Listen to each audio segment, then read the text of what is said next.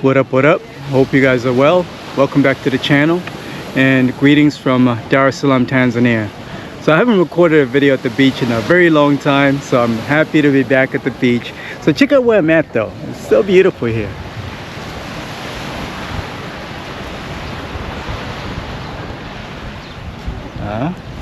That's the Indian Ocean right there.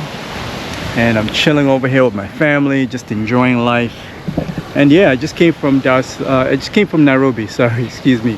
I just came from Nairobi last night, back in one of my favorite cities, Dar es Salaam, Tanzania. And of course, I got other favorite cities, but just know I spend a lot of my time over here in Dar es Salaam because there's so much opportunity here in East Africa, and I feel like Dar es Salaam, Tanzania. Not I feel like, I know Dar es Salaam, Tanzania gives me a really good perspective on what is going on, as well as Nairobi, by the way. Right? It gives me a really good perspective of what's going on in Africa, because when you go to a place like Nairobi, where I just came from, you get a good perspective of how the world is reacting to Africa. So there's a lot of expats coming into Africa through Nairobi, Kenya. So many of them, so many Europeans, so many Americans.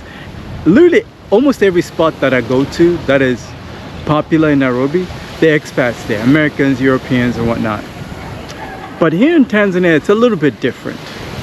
What I've noticed is that the culture here is not very welcoming to foreigners, but that's not necessarily a bad thing. It just makes things a little more complicated if you're a foreigner looking to invest. But it's not impossible. Let me tell you why. Unlike markets that are like this one, that are very challenging. Because once you get in, oh man, you're in. It's so difficult to do business over here in Tanzania. Even the Kenyans complain about it. When I was in Kenya, I had a bunch of Kenyans complaining about, oh, you know, it's so difficult to start a business over there. They keep changing things. And I don't disagree. They keep changing things, and they do that for a reason. And the reason why is they have to protect their local population. Because there's so many resources here in Tanzania, so much opportunity, that if they allow anybody and everybody just come in, they're gonna lose a lot of things. You get what I'm trying to say? They're gonna lose. There's so many natural resources here. There's so many minerals here in this country. This country is very, very wealthy. It's very rich. Don't you guys be mistaken about that, by the fact that, you know, people don't really talk about this place, but there's so many resources here. That's why the leaders of this country had to be protective of what they have. Same thing goes for other countries out there as well. If you look at other wealthy countries, they will do things that are protecting the local population, because they know once people learn that there's so much here, people will just start looting. You know what I'm saying? It's a recipe for disaster. So when you come here, do your very best to follow the rules and follow the laws. Even if the laws and rules are annoying, just do your very best to follow them, because I promise you, once you follow the rules and all this stuff, including the annoying things, you will have almost no competition. You will have almost no competition, I'm telling you right now. But I want to talk about another opportunity that I'm seeing that I have not talked about. I'm seeing a bunch of opportunities, not just here in Tanzania, but all over Africa. Let me tell you what happens when a society starts to become wealthy. For you guys that are coming from the United States and Europe, you will understand everything that I'm talking about. Africa is starting to experience Western problems that we started to experience 20 years ago, when these economies were prospering. Let me explain. Something happens to an economy once people start making more money, and once people start to acquire wealth. Weird things start to happen. For example, people start eating too much, people start getting greedy, people start getting selfish, and all of these things already happened in these other civilizations like the United States, the UK, all these economies, all these civilizations. There's a reason why they're stagnant or collapsing. The reason why is because over the last, let's say 20, 30 years, there have been a lot of issues that have gone unchecked. For example, and I wrote a bunch of things down. mental health problems. There's a major mental health crisis in the West right now. Major mental health crisis. And a lot of it has to do with joblessness, loneliness. People are very lonely. So that also leads to broken families. There's so many broken families in the West right now. People don't talk to each other. That's why they're very lonely. Single motherhood. There are a lot of single mothers right now. And a lot of single mothers are struggling right now. And I know a whole bunch of single mothers, 20 years ago, 15 years ago, even 10 years ago, they were celebrating it. But now nobody's celebrating because the economy is falling apart. And people are discovering that being a single mother is a liability. And if I'm going to throw in single mothers, I got to throw in weak men as well. There's an epidemic of weak men. So all of these things are things that Africa is going to have to, or is going to experience. Not have to. It's inevitable. We're going to experience these things. And I'm already starting to see, the early signs, early warning signs. I see this as a major opportunity for somebody who's looking to invest in Africa. Because you have to look at Africa as the United States or the UK back in the 90s. That's where we're at right now.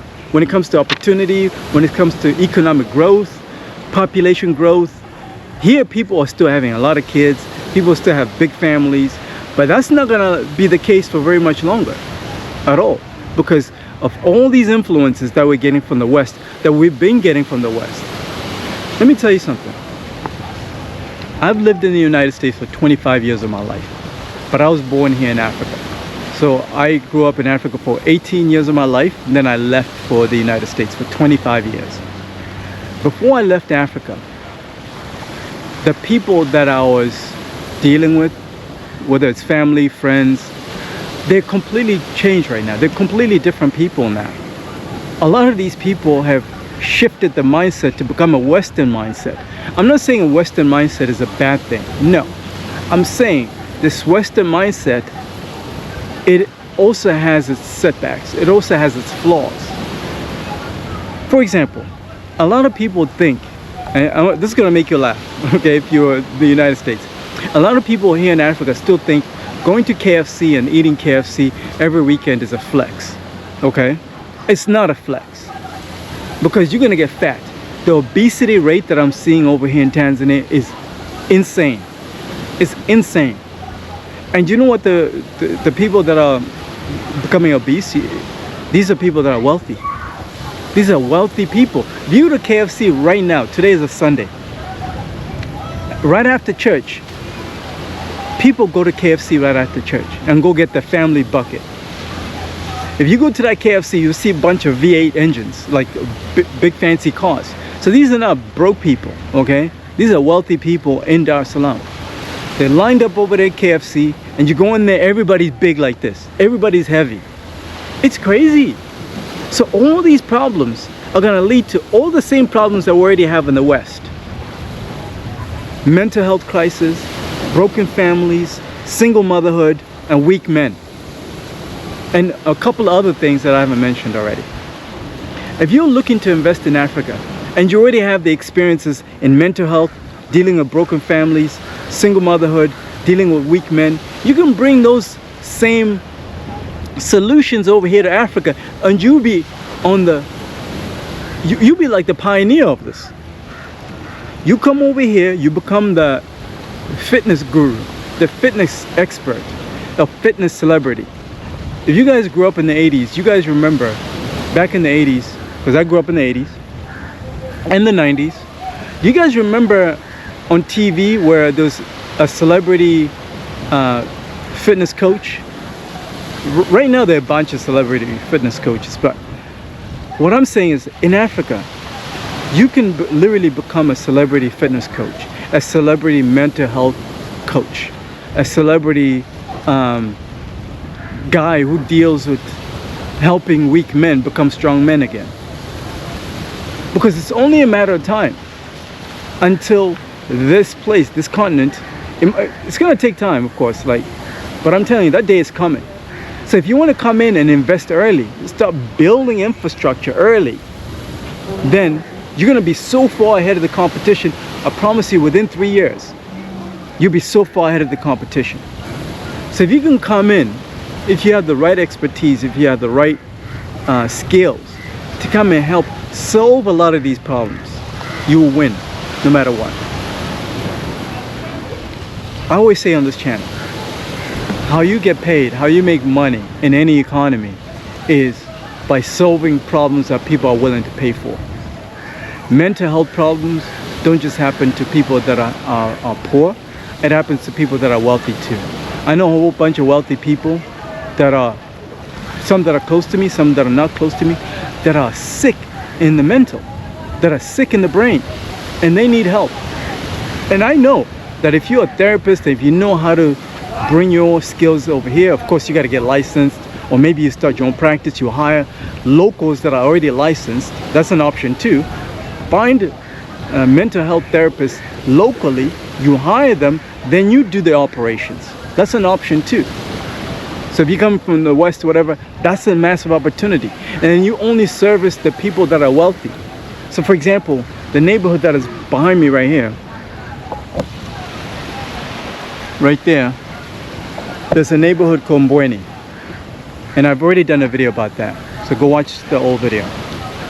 And this neighborhood has a bunch of wealthy people. Bunch of wealthy people. Those people also have issues. Not all of them, but there will be people that have issues. What I'm saying is that if you can come into the marketplace and say, okay, I'm going to help you solve your problem. Oh, you're going through a divorce, huh? Okay. You're going through marital problems, huh? I can help you solve this problem. This is my fee. Pay it, and I'll make sure your problem goes away. That's going to save you a whole bunch of money, time, and headache. People will pay for that. Solving problems is how you get paid. I hope you guys got some value from this video. If you're ready to come do business over here in Africa, you need to connect with the right person. You need to get to the next level by utilizing social media, utilizing YouTube, because the power of social media, the power of YouTube is amazing, guys. It's amazing.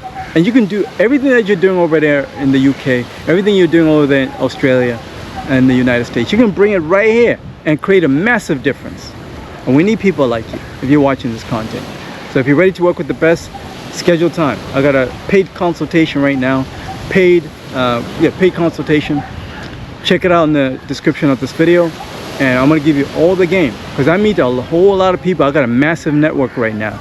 That stretches all the way from South Africa, Zimbabwe, Zambia, Tanzania, and Kenya. I cover all those regions right now. Of course, South Africa also covers, you know, places like Botswana and Namibia, because I know how all those markets operate, because I'm from there anyway.